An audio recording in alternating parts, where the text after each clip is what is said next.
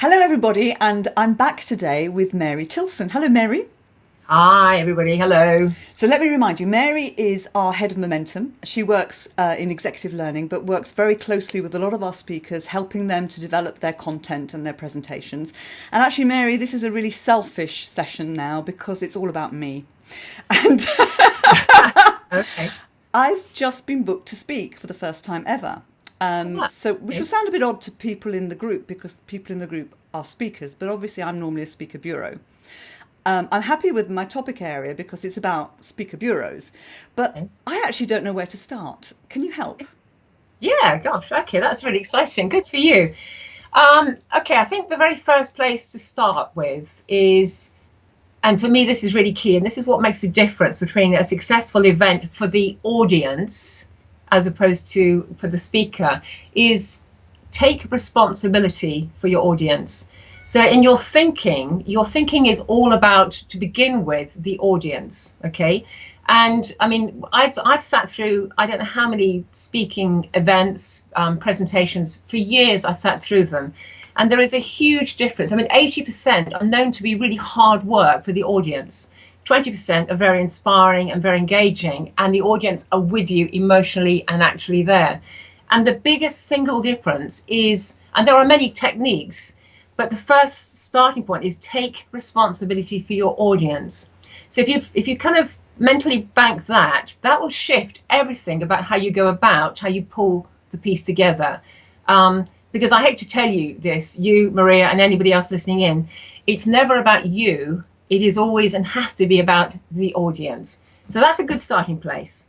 Next question, far away. And I can talk for hours on this, by the way. So tell me what you want to, what would help you? Well, I suppose really, I want to get them to engage with me, but of course I won't know anybody in the audience, so I don't know how to go about that really. Okay. I think there are any number of things that I can share with you here, but I think if we're going to go for a fairly quick win for the purpose of this, I'm going to share with you something which I'm going to work with you at a very light touch level at the moment. It's a process called WOMBAT, an Australian marsupial, and WOMBAT is WOMBAT. It is an acronym. It's a process to follow, and it honestly really does make the difference. And it's one that I've shared with quite a few speakers, and they've all come back to me and said, oh, thank heavens for this. Because one of the things that, again, I have noticed as an observer in many sessions is I listen to some fabulous speakers who've got great stories. They're brilliant people. But I do come away thinking, well, so what? You know, I've had a load of information thrown at me, but I don't know what I'm meant to do with it. So this process that I want to share with you, Maria, is really going to help you and anybody else listening in. So if you're happy, I'll just literally talk you through. Yeah, sure. The W, see if you can guess. You tell me. What do you think W stands for? Who? Good on you. High five. When you said audience, I thought, okay. Yes, I'm trying to help you out here. I'm coaching you. The very first thing to think about is, who is my audience? And this is really important thinking, because when you're thinking that, there's any number of things to think about. What nationality are they, as a basic? How many people? Because how you would present to an audience of 10 versus 200 and how you would develop your piece would be very different depending on the size of the audience. What is the history with the audience? What is the culture? What is going on in that business politically? Is there anything that we need to think about? What is the hot topic in that business? What's important to these people? Why would they want to come and listen to you? What do they want to get from a session? They've given up an hour, 2 hours of their time. So that thinking is really important thinking. It also is around, what can I sort of get away with? Because what you can, to a certain extent, this is not, never make assumptions, but reasonably, if you're speaking to perhaps a Far Eastern audience, you would have to adapt your style versus if you were delivering perhaps to a bunch of American sales people, because there's a difference in the sort of largesse of the audience. So that the who is really important. Get your thinking right. What, in summary, you know, what are they looking for? What can I do for these people? What are they hoping to get from this piece? Does that make sense? That's really good. Really good. Yeah. Okay. And that's an incredibly important starting point. Okay. So, and I can give you loads more information about that around the particular piece that you're doing. But for now, we've settled for there. The O, any guesses what the O stands for? Objective, maybe? You are doing very well. Oh! High five. Oh, yay! Okay. Now, this is something that absolutely often is totally overlooked by many people I listen to. And if anybody's read a piece I did, I think on the Facebook page recently, beginning with the end in mind, good old Stephen Covey, it's the most brilliant habit to nail.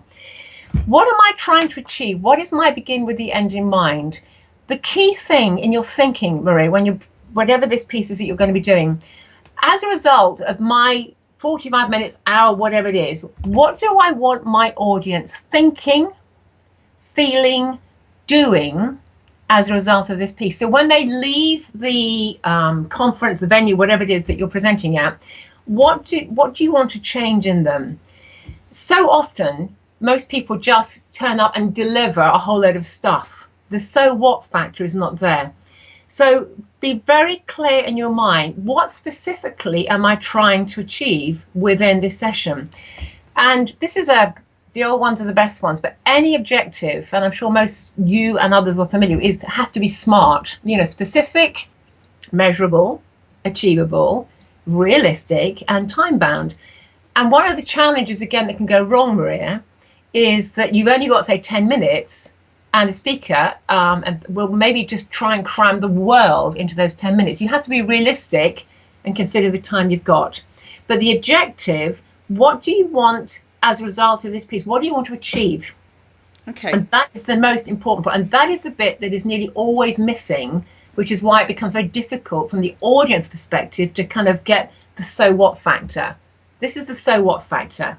Does that make sense? Yeah, no, it is. It's good. It's good. It's actually scaring me a bit, but it's good scaring. No, you'll be fine. And Marie, this will be advice to anybody who's listening, but not just to you. You and I, when we look at this together, I'll help you nail it. That's fine. But once you've nailed this, okay, actually everything else becomes easy. This is the bit that always takes a bit of time, but this is the bit that makes the difference. This is the so what factor, which will create value from the audience when they eventually hear whatever it is that you pull together. Yep. Yeah, okay. I don't know what M is if it's not for me.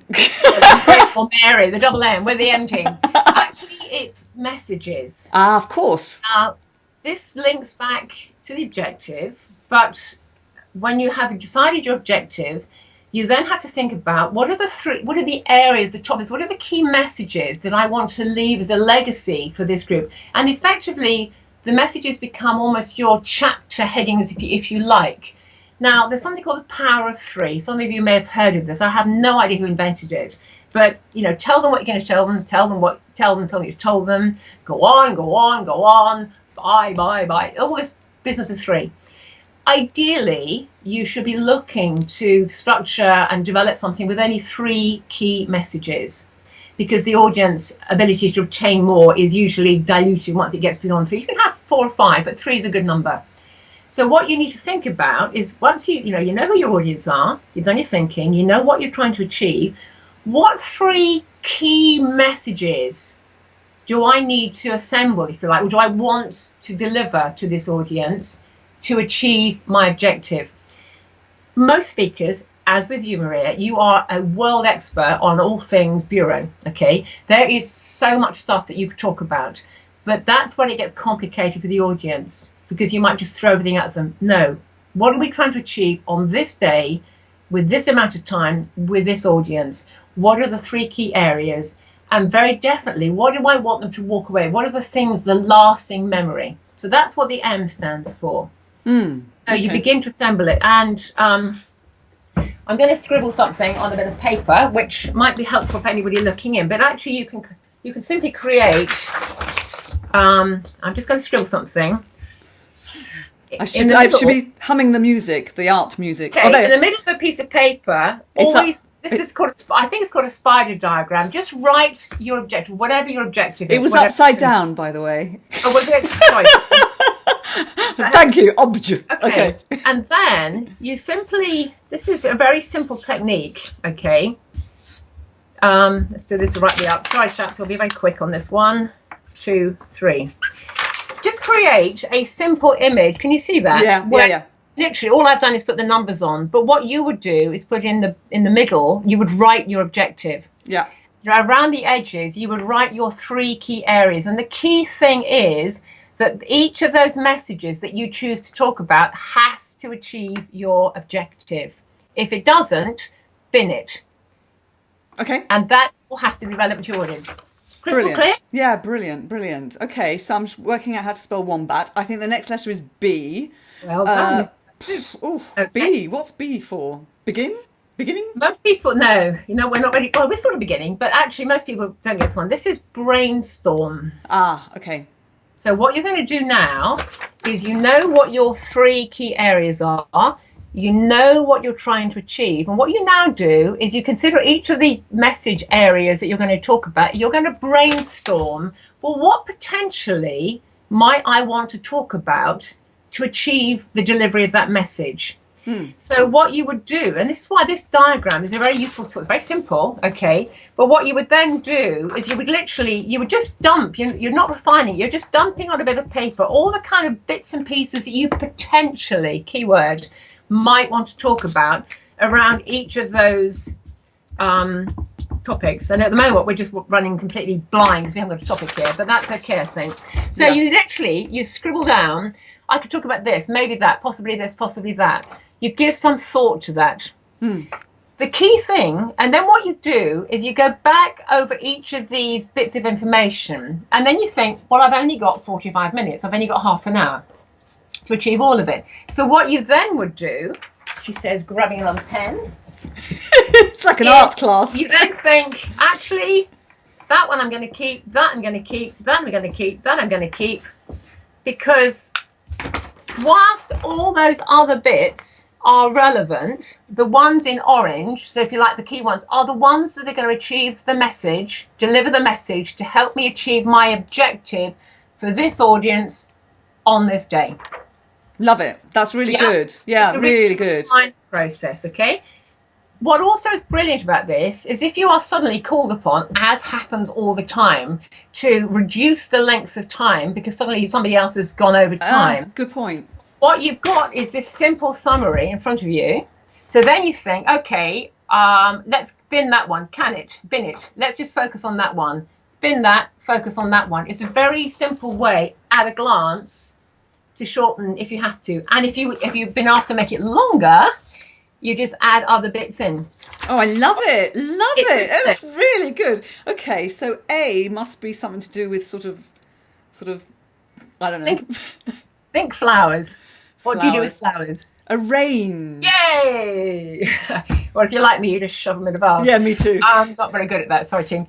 Okay, now this is actually a big topic, Maria, and this is arrange, and this I think is something we should do on a second and a catch up because this is a bit more complex. Only now, and I stress the only now, are you in a position to arrange and pull together your actual piece, your presentation, because you now know who your audience are. You're very clear about what they're going to want to do. You know all the pitfalls, you know the politics, you know the dynamics, you know how many people you've got, you know what they're looking for. You're clear about your objective, which you've agreed with your client, because that's important that the client is happy with what you're trying to achieve. So I probably didn't mention that. You know where you want to go with this piece. You know how much time you've got. You've got a potential of the content. What we now have to do is arrange it and pull it together in the structure of how you then actually articulate it, deliver it, and the content that comes pouring out of your mouth. So that is where you begin to start building, and that's where we begin to get slides or no slides. Always prefer no slides if possible. Phrase, anecdotes, blah, blah, blah, blah, and what particular message, what particular content, and the order you deliver the content, so that it becomes really easy for the audience to follow what you're saying, so that they sit there and they can stay with you throughout the piece. It's giving structure to what comes out of your mouth in a way that absolutely adds value and makes you a stunning speaker. Love that. That's great. Too big a topic for now. So we'll come back to that. Well, I'm going to need your help on that anyway. Okay, so T, I'm guessing that's takeaway? Well, it's kind of a cup of tea, isn't it? No. Right. Okay, T stands for, you're not technically right, but it's not that you're wrong. T stands for 2 or 3 things. It means test it, try it out, time it. And the key advice to you, again, and I might actually get you to load up onto the Facebook, the blog I did about what's it like being on the receiving end of me. Because again, it's always about the audience. So what you need to do is try it and get somebody else to listen to you. Always do it out loud. It helps clarify your thinking. But ideally, have somebody in the back of the room looking at your content, look at your slides, listen to you, and be prepared to receive the feedback. And what I would give you advice, everybody here, and I was actually going to do a little article, which I probably will still do for you all, is feedback is a gift. You should give it as a gift, receive it as a gift. I would go looking for it as a speaker. Too many speakers don't ask for meaningful feedback. And my advice to you, again, this links back to the power of 3, is you'll often say to somebody, how was it? How was it? How was I today? And of course, your friend, your colleague say, oh, it was great, Mary. It was great. No. How was it? Well, really good. No, it was really good. You have to ask it the 3rd time. Actually, Maria, I really need to know how it was, because I'm really keen to get this right next time round. Well, okay, if you're really asking, then they'll tell you this wasn't quite right, or that didn't work. You know what? Or the slides, the font was too small, or there's too many slides, or blah, blah, blah, blah. So that power of 3 wraps itself beautifully around to the end as well. Just get that feedback from people and ask them 3 times. And then you should be good to go. Okay, this is fantastic. Mary, thank you so much. My absolute pleasure. Bye-bye.